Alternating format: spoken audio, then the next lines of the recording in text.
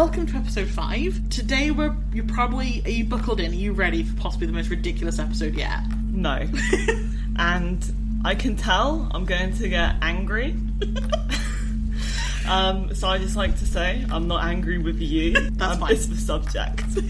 That's fine. So today we're going to be looking at the idea of ABCs. Not the alphabet, but something else entirely. So the initial idea behind this episode was to investigate the connections between animals and the paranormal that I brought up when we were talking about the Marian apparitions. However, after some digging, I found not a lot, which was really frustrating. I will cover in a minute what I found, but I also feel like we've touched on that already in other episodes. However, I did find in my research a topic that I think is going to be quite diversive. So today we will be exploring the idea of alien big cats, and specifically within the UK. This is also partly inspired by your hellhounds, so it's your fault. I want to preface this episode a little bit by just saying that although I will be giving light to some truly wild theories, and while I've tried to verify what I can, I mostly kind of just went down a rabbit hole for this episode because I thought it would be a good fun debate. We've been quite polite so far, so I thought it'd be a good chance to give you science-y time to be like, no. So I will be playing a lot of devil's advocate, and I will save my own personal opinion for the end.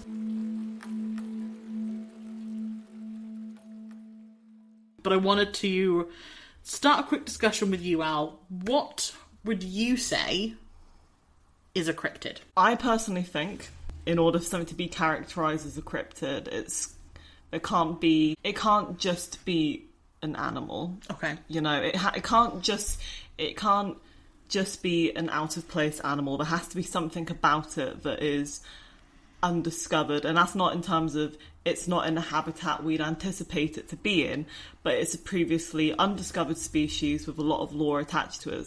So I think if it's proven true, I think cryptids are kind of pipelined into being actual animals. Okay. You know, and once we kind of know that they exist, they become just an actual animal. Sure. Otherwise, it stays in the kind of lore and mythology area of a cryptid. So like a Tasmanian devil kind of thing. Yeah. Which is, we were like, it appears in this book, but no one's ever actually seen it. And then we were like, oh, wait, they're a thing. Yeah, kind of exactly. progress. So I think if there's enough physical evidence for something, it upgrades to being an animal. The whole thing of being a cryptid is that there isn't necessarily the evidence, it's undiscovered, no one's seen it properly and in a believable fashion. Okay. So there has to be a numerous amount of sightings over a period of time. Sure. I can agree with that, absolutely.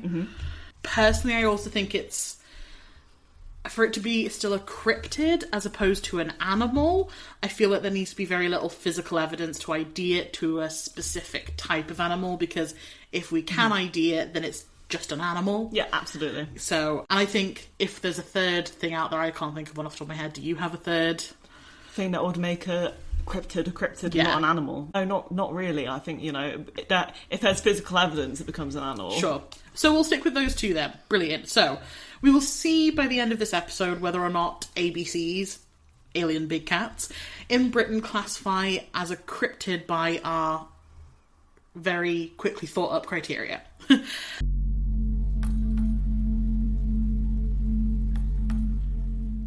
Just to briefly cover the topic that we planned out that I then got lost on, which is animals and the paranormal. So animals might be able to see ghosts because they can sense other energies. That's it. That's literally it. There are tales about dogs in particular being able to sense ghosts and the paranormal since Mayan times. The Mayans believed that dogs could sense and fight off ghosts too, so they were revered within their culture to the point they would sometimes bury dogs with their dead to help protect them against ghosts. I think something similar happened in Egyptian culture with cats. They became revered as being connected to gods and things like that, so sometimes were like buried with their owners. But why there's this link between dogs and cats and seeing ghosts? No idea. Genuinely couldn't find anything about it. A lot of the places I came across were like mummy blogs that were just like oh my gosh, my dog's seeing things. And it was like, that's not helpful to me. I suppose we can't really interview them to ask is the fundamental crux of the issue. Yeah, I don't think... I mean, we could definitely interview my dog River, but I think she would just go, have you got a treat? I think she'd eat the microphone. Yeah, probably. She'd definitely give it a good, like, nom nom nom. I do think that the most reasonable explanation for why animals can pick up on other things is just that they have extra senses than humans do. We know for a fact that animals have different, if not better senses than humans. For example, cats are able to see in a much more developed way in low light due to their adaptive pupils. Dogs can hear and smell 1,000 to 10,000 times better than humans. Wow. Yeah, so put simply, it could just be that they're sensing something we cannot think about. There's like a type of shrimp that can see like 1,000 different colours. Do you know what? I was just thinking of that. I think it's a mantis shrimp. Yes, exactly. So it might just be that they have an extra sense that either we don't have or as humans we haven't developed. And as Alexandra Horowitz, Senior Research Fellow and Adjunct Associate Professor who specialises in dog cognition suggests, what I suspect is happening here is people are looking at dog behaviour and wanting an explanation and being reluctant to look at the more obvious ones. So I have a really good example about this, to be fair. I was sat in my front room, back door wide open, when all of a sudden my dog ran in from absolutely nowhere, shaking, whimpering, running between myself and my partner and the back door, looking for comfort, her tail tucked under, absolutely freaked out. Both myself and my fiancé went outside to check for an intruder, a plane, a cat, anything that could have spooked her. Nothing. Absolutely nothing. We have an enclosed backyard. There was nothing on the back paths behind our house. Nothing at all to explain it. Now, I could put this down to the fact that we live on the edge of a converted mine in the Welsh Valleys, and clearly a miner showed up and kicked her in the face. But she's a dog. She's a teenage dog who got freaked at nothing. And in fact, she's a German Shepherd who are notorious for being spooked easily. So, you know, I'm going to go with the logical side here of she's just a bit spooked about nothing in particular. And as Alexandra suggested, and as I've said in previous episodes, I think really with this, people are seeing their animal freak out about nothing and just trying to seek an explanation for something they don't understand or are able to perceive. What do you think? Well, I mean, I've definitely had experiences with dogs where they do the spooky 1,000-yard stare in dark corner kind of thing. But also, I have also seen my childhood dog fart in her sleep, wake up, startled, and run around in panic, having been frightened by literally nothing. Yeah. Like actually being frightened by the passing of wind. So you're saying your dog's run out into the garden. Could have been a squirrel. Yeah. It literally could have been a bird that she just saw in a different light. I think people potentially attribute too much courage to dogs, and I think a lot of dogs are just easily frightened, which is fair enough. Why not? Absolutely. But they're definitely not seeing ghosts. Yeah, I'll leave it there. They're definitely not seeing ghosts. Fair enough. That's pretty much all I could find. Animals may or may not be able to sense the paranormal. There's nothing conclusive. And everyone has had a moment where their pet has gone a bit daft. With this topic, it was almost like there was too much and yet not enough to do a full episode on. Everyone and their mothers got an example of their dog freaking out about something, and I don't feel like it's actually evidence to prove anything because we can't speak to the animals to verify what they saw. Like I mentioned with your Hellhound episode, we don't know what the animal's doing or saying, so how can we attribute anything to it? It's just an animal. Yeah, exactly. Yeah. So instead, I decided to take a little swivel around and look at our first cryptid.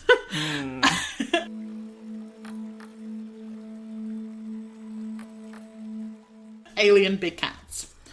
So at this junction, I need to clarify what I mean by alien big cats, because I don't mean fluffy little things with antennae and wings. Essentially, the community of people who believe ABCs exist use alien as a distinguishing word just to mean out of place. And I think this is really important to remember. If there are big cats roaming the United Kingdom's countrysides, they shouldn't be there. Our two natural wildcats ceased to exist in the wild years ago, the lynx back in medieval times, and the Scottish wildcats, which have just recently, as in 2023, been trial reintroduced to the Scottish Highlands. So we don't have wild, quote-unquote, cats. So any wild cats that are out there in the countryside are out of place, and if that is therefore meaning alien, then the name alien big cats makes sense.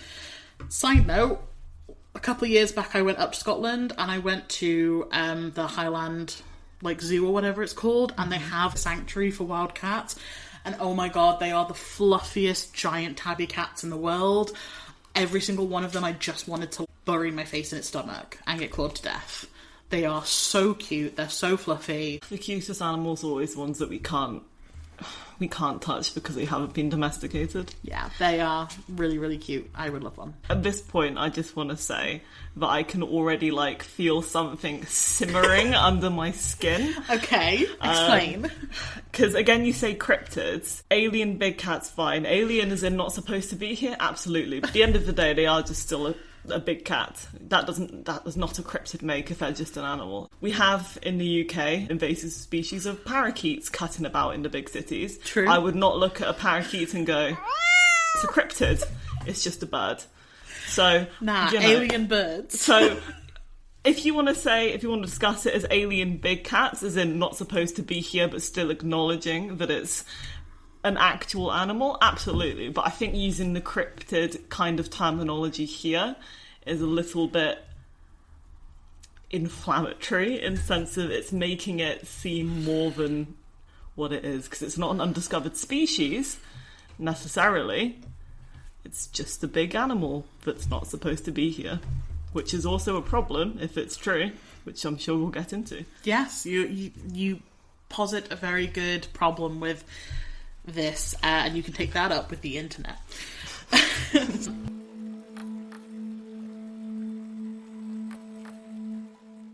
In this whole thing, what I found was a very, very early reference to big cats, per se.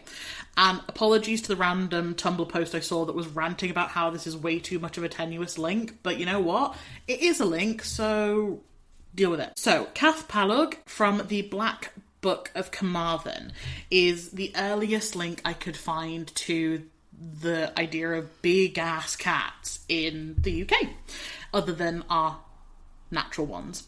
The Black Book of Carmarthen is 4 ancient books containing Cymric Welsh poems attributed to what is thought to be a singular bard from the 6th century. According to this specific poem about King Arthur, one of his knights, Kai, had encountered a gigantic cat on the Isle of Anglesey, known as Ynys Mon in Cymraeg, and I will be referring to it as Ynys Mon moving forward, which Kai had his shield proofed against. This cat was fabled to be enormous, and had some connection to the Menai Strait, where Ynys Mon is separated from mainland Wales. The connection to the Menai Strait I can't super clarify, as it appears to get mixed up with Irish and French folklore, and therefore is not necessarily the same cat, I assume. For the title of the poem, I'm going to try Pagi I'r Pothar. Yep, I'm going to stick with that. I couldn't do any better. So, in English, it translates as "What man is the gatekeeper?" And it goes on to state that 90 chieftains fell in front of this cat. So it killed 90 chieftains before Kai was able to do anything about it. Now, while this is a tenuous link to ABCs, there are coincidences that I think are worth mentioning. Firstly, the stories of King Arthur are incredibly common in Wales, to the point where I would assume some truth to some of the stories, even if it is just so far as to state that there was a Arthur at some point in Wales. You don't get that much mythology without some kind of truth behind it. You know, the phrase, where there's smoke, there's fire, kind of. Secondly, when researching ABCs, I stumbled across a few websites that track sightings across the UK. For example, pumawatch.co.uk. And although this is based in North Wales, it does log all puma sightings across the UK, but it is overwhelmingly clear that the majority of these sightings do happen to come from North Wales, which is where Ynys Mon is located. Coincidence? Most likely, yes. You know, I disagree. Because I feel like if it was a coincidence, there'd be a large safari park located there, or they'd be like near Birmingham where there's the wildlife safari park, or they'd be near like major airports where they could escape as they're being like smuggled in or something. Now, I don't want to insult anyone's intelligence, but have you ever seen an undocked sheep out of the corner of your eye? I don't even know what an undocked sheep would look like. So, when you dock a sheep's tails, they're right, quite short, okay, yeah. and when they're long, they're surprisingly long. They're waggy, yes. So you're saying that these people are confusing a sheep with a big cat? Driving through, slight corner of your eye, glimpse, possibly. Yeah, okay, sure. That's more doubtful to me than seeing an alien big cat, in my opinion. That really? You get those two confused, yeah. Because, like, the sheep are big and fluffy. You'd get close and you'd be like, oh, that was a sheep. You get close. You don't have to get close. No one's saying... Yeah, if you get close enough, you can definitely confirm it's a puma, but no one's whipping out their phone and taking a picture. Well, you say that, they have. Well, this will be interesting to see. I can't wait to see a blurry, nondescript mammalian shape. Okay, anyway, another interesting connection to the existence of ABCs dating to this myth is the fact that King Arthur is seen as most regularly as the High King of medieval times. And this is also the period of time where the last evidence of the link existing in Britain could be dated to as well.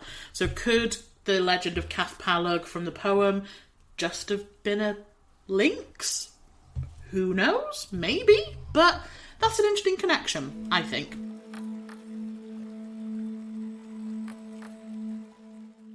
Moving off from King Arthur and the mythology, now, Cathpalog is a brief mention in an 88-line poem written hundreds of years ago. But between then and the 1900s, there wasn't actually a lot that I could find. And then in the mid-1900s, reports started appearing all over the UK. Now, to give your anger some calming effect, this was in part due to a change in law, with the Dangerous Wild Animals Act being introduced in 1976. Absolutely. And this prohibited the ownership of exotic animals without specific paperwork. I have seen a few sources stating that people were allowed to simply release the animals into the wild if they couldn't get the paperwork, but I highly doubt this was actually the case. I mean, that's like saying in modern times, oh, if you've got an XL bully, just release it onto the street if you can't get the paperwork in time. Yes, okay, people will do that, but I don't think it's allowed. This release of big cats in the 1970s could have led to a small population of wild cats setting up shop in our wild outdoors, and those who did release animals seem to prefer places of great wilderness, namely Scotland and Wales. And this comes as absolutely no surprise to me that those were the chosen places, as 12% of Wales is classified as a site of special scientific interest, meaning it is not hugely habitated, it's got lots of forest and greenery and wild areas to study, and it has clear protection of its land if it's a site of special scientific interest. Just for comparison, Scotland has 12.6% of its land as an SSSI, whereas only 8% of England is an SSSI. So, as you can see, Wales and Scotland, much bigger areas for these animals to roam. And I do think it's a clear choice. If you were going to be releasing your baby, precious big cat baby that you can't be bothered to get legal paperwork from, you'd probably want to release it to where you know it's going to have the best chance of survival. The wilderness, right? So I do, I'm familiar with the purchasing and sale of big cats in the UK. I think Harrods actually sell exotic animals at one point or another. Sure.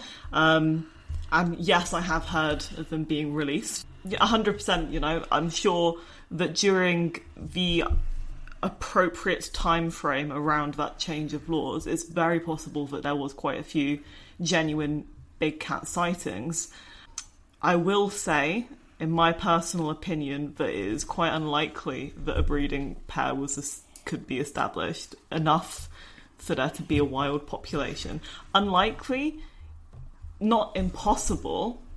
So, I'm willing to say that it is a small chance that maybe a couple of the sightings are genuine. Whether or not to this day they're still genuine is something that's I don't think very, very likely at all. But I still think that does not a cryptid make if they are just released animals that have been not properly looked after. Sure. I also had that same thought, so I went and did a little bit more digging, and I'll talk about that when I work through the theories in a minute.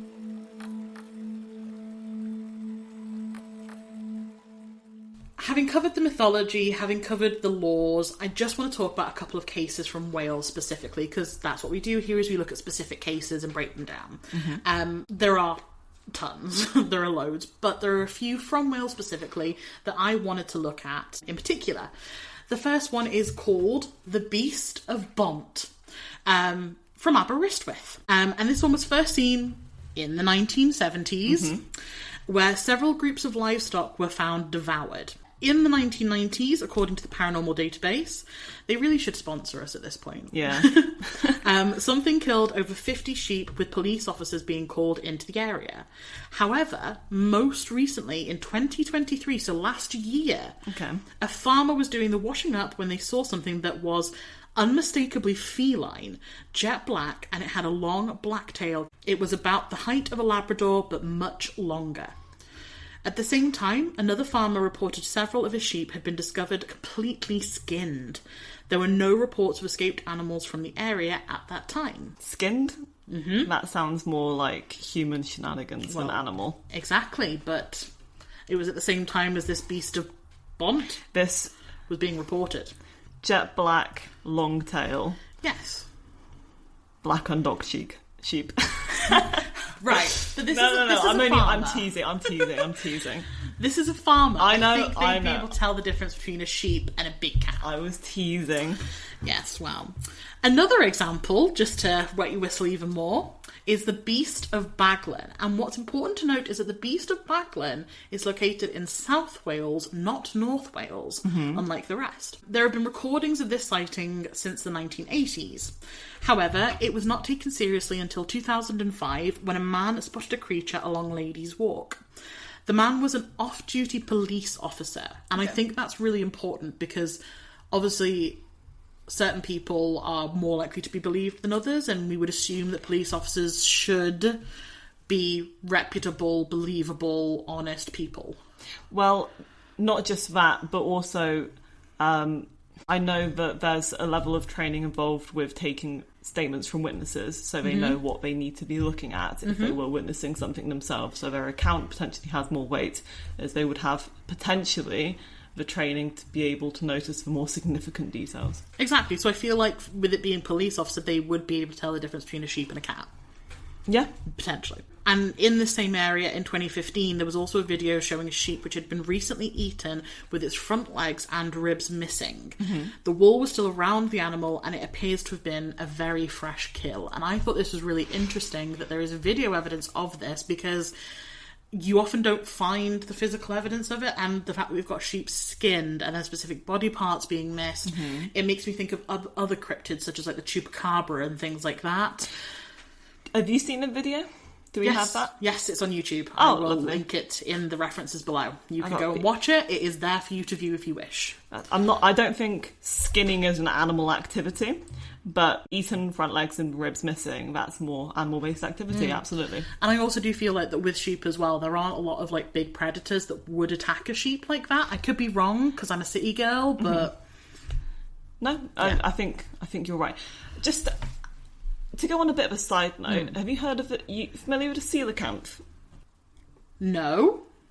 So, I probably don't have all the facts here because this is literally just a memory I'm pulling off the top of my head. So the coelacanth was a fish that was thought to have gone extinct, you know, like a very significant time period ago. I think kind of around the time of the dinosaurs thought to be extinct. At least it definitely still wasn't supposed to be swimming around in modern history.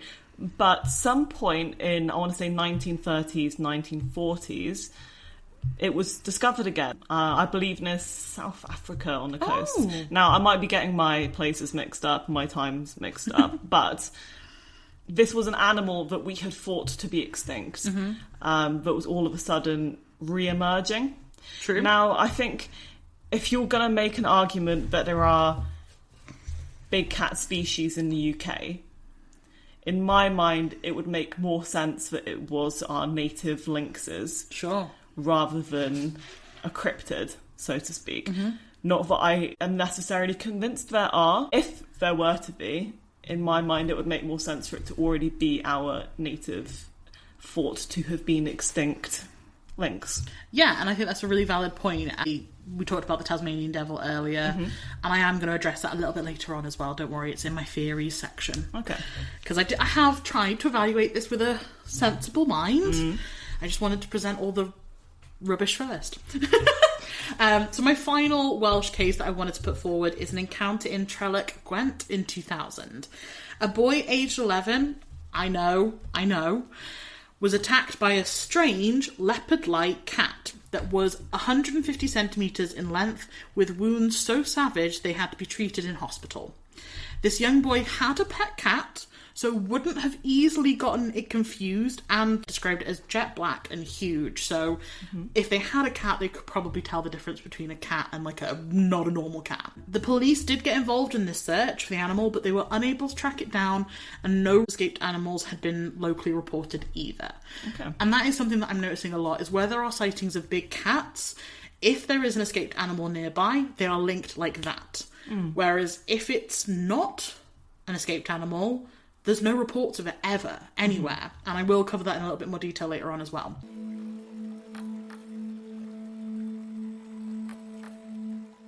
So, here are some theories, okay? And I will give you a chance to argue back for each one before I give you the counter arguments. Okay. Number 1. ABCs are real. Big cats escape regularly. What are your thoughts? Yeah, I mean, it's possible. We have zoos in the UK where there are big cats kept. I'm sure it's not a ridiculous idea that they've escaped. I think Lynx Dartmoor Zoo's escaped. I'm now, please don't quote me on that. I'm not 100% sure.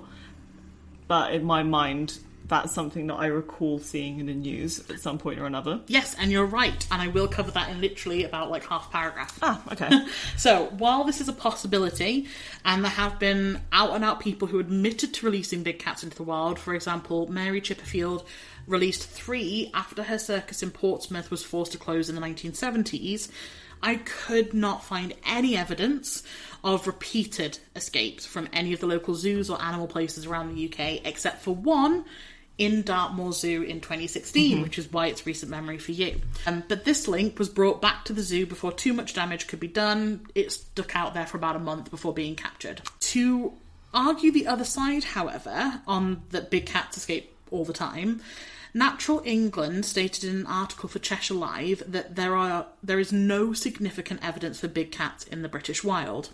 Quote, if Natural England were presented with credible information to suggest that there was a big cat living wild and posing a threat to public health and safety, it would report the matter to local police. They continued by stating, in all cases reported to Natural England in recent years, there has been no credible evidence supplied that would justify any action by DEFRA, Home Office or police. So as you can see, no escaped animals. Yeah, and I agree with that. I think, say what you will about the state of government and police and everything, if they were aware of big cats being around the UK, there would definitely be warnings. They wouldn't just be permitting people to go camping in wild areas and that sort of thing. There would definitely be some sort of announcement, so to speak. Exactly, yeah. Which brings me to my second theory. ABCs are real. The original big cats bred and they were able to sustain a wild population. I think that's quite unlikely. Yeah, that's what you said earlier. Well, I also thought about this, so I wanted a more expert opinion on this. So I decided to interview an animal professional to discuss whether the possibility of the British wildlife sustaining a big cat population is possible. So I did a little interview with them. They do want to remain anonymous for professional reasons, which is absolutely valid. And short answer, no. Quote, natively, there simply aren't enough of a food source or habitat to support them. The biggest predator you get is probably a fox. Otherwise, no. The only time you'll find one is if they escape from a private collector. In my research, I found across various sources that on average a large wild cat would require between 35 to 50 deer/hoofed mammals in order to survive, with a child-rearing mother requiring more. Well, the most reported animals going missing in a year is 20, so that doesn't match. And farmers will absolutely go ballistic when their animals are killed or missing, so that doesn't make sense that we don't have the right numbers to match up with that. I also asked this professional whether an escaped one would last long, and they said, no, stupid. They'd get caught on camera and you'll have a whole truck of vets down there with dart guns in 20 seconds. They were quite blunt about this. Yeah, I don't think they were calling me stupid. I think they were calling the situation stupid. And I really appreciated the no hold back from the professional I spoke to, because it allowed me to understand just how fantastical an idea it is that big cats could have escaped and survived long enough to create a breeding population. The fact that big cat sightings in the same local areas have been seen since from the 1970s all the way through to like last year is therefore bonkers, especially since it doesn't match up with the kill rates in the area. Wow, I can't believe I'm going to have to play devil's advocate here, but I forget, if we're talking Wales, there's not necessarily a massive deer population here, is there? There is I know some. there's some, which would be quite untracked. So maybe you could semantically, potentially a little bit argue deer. However, that would still require an enormous amount of dead deer, which would be noticed. So, and if it was a breeding population especially, yeah, there would be no deer. Number 3, ABCs are actually a type of Lazarus taxon, and this is what you were talking about earlier with the fish. That's the official name. Oh, fair enough. So Lazarus taxon are animals that are presumed to be extinct but are very much alive. Okay. So for example, the Gray's monitor lizard, which was first described in 1845, but then was not seen for another 130 years before it was suddenly rediscovered. And this is a big, big lizard, so it would be hard to miss. And yet, here we are, missing for 130 years. As we did actually say earlier, one could suggest that the British lynx is just that, a Lazarus taxon, hiding in the Welsh wilds or the Scottish Highlands. It still doesn't solve, however, the problem of the kill rate, but it is a theory.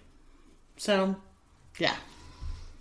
Yeah, unlikely, will concede not entirely impossible.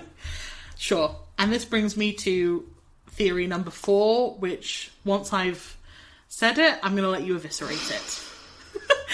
Which is this. It is a cryptid. An unknown, previously unidentified animal that we have been unable to capture or find evidence for that is spooky, which is why there are so many weird little things that don't match up, such as the kill rates, such as the fact that people misidentify it, that we haven't found one, that there is no evidence, that they're not in places they should be. Go for it. No. There's no evidence to suggest the cryptids. Have we had footprints? Yes.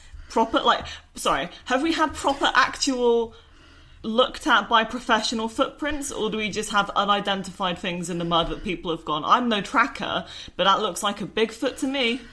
We have had paw prints, and they seem to have been identified as cat prints because they are round.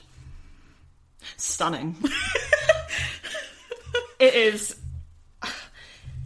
most likely, if you are going to argue at all for big cats in the UK, it is just going to be an animal, a probably identified animal. The UK is not an enormous tract of land. Yes, it is still quite big, but I'd like to think that someone at some point would have been able to get a decent image or any kind of reports. And like I was saying earlier, people go camping in the wilds all the time. Very true. And we do not get animal attack stories in UK news. True. I don't recall ever seeing one. Now, me not recalling something doesn't mean it doesn't exist, but I would like to think that as someone who spends quite a decent amount of time in the outdoors, I would be a little bit more aware of the flora and fauna of the UK, but I'd at least know if my life was in danger cutting about the woods. Sure. So you've never run into the Beast of Bont? No. However, as a child, I did absolutely love the idea of the Beast of Bodmin Moors. So much so that I did insist my family go up with a tin of Spam to leave for the big cats as a child. Wait, so is the Beast of Bodmin Moor a cat, not a dog? It's a cat. Oh, I thought it was a dog. No, it's a big cat.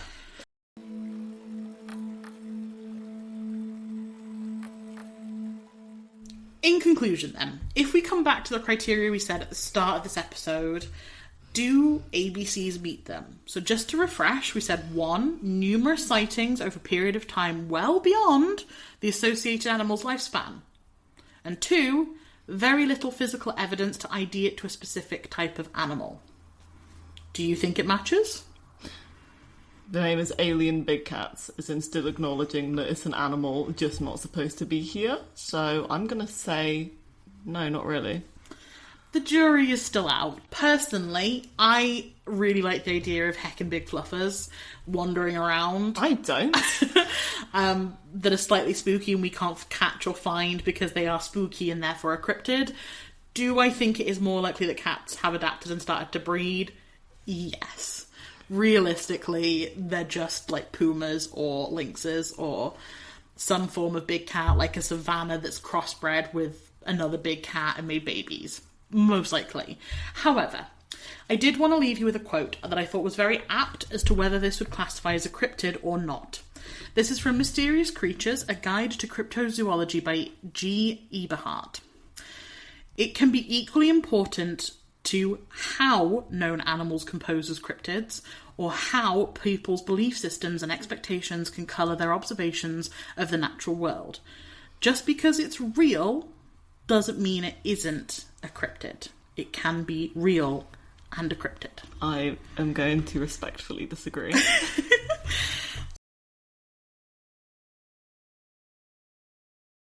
So, that is Alien Big Cats. Like I said, this is a little bit of a experiment for me. I just wanted to give you a chance to like really lay down that scientific law. I mean, that's, in my mind, it's not a scientific law to lay down, it's just common sense, to be honest. Common sense is subjective. Yeah, I do think it is interesting about some of the sheep kills, though. And, you know, I'm not going to say it is flat out an impossibility. I think that would be very narrow-minded. There's always alternative avenues and things to consider. And, you know, like you were saying with the, what was it, Lazarus taxon? We might think it's not there, but hey, you know, things aren't, we don't know until we know kind of thing. Very true. There's always slight wiggle room, but I will say, absolutely die hard to the core, it would not be a cryptid. It's just a big old animal. Out of curiosity, which one do you think is more believable? A hellhound or an ABC? An ABC, absolutely. Oh, really? Well, a hellhound is a spectral dog that can apparently do some insane parkour on the main beam of a church, fling himself down in a burst of flames, kill a whole bunch of people, skedaddle around, teleport to a different church, do it all over again. True. Or a big cat. That's fair. So. Any questions? No. Okay. So, please let us know your thoughts and feelings regarding ABCs in the comments below. And don't forget to use hashtag Sitnos, SITNOS, with any videos or things you think might be of interest to us. Please feel free to answer any questions we've posed today in the comments below as well. Overall, I'd love to know what you guys think. Are ABCs a cryptid? Are they real? Or is it just all fantasy make-believe by people with overactive imaginations? We would love to see your opinions. Thanks for listening. Thank you.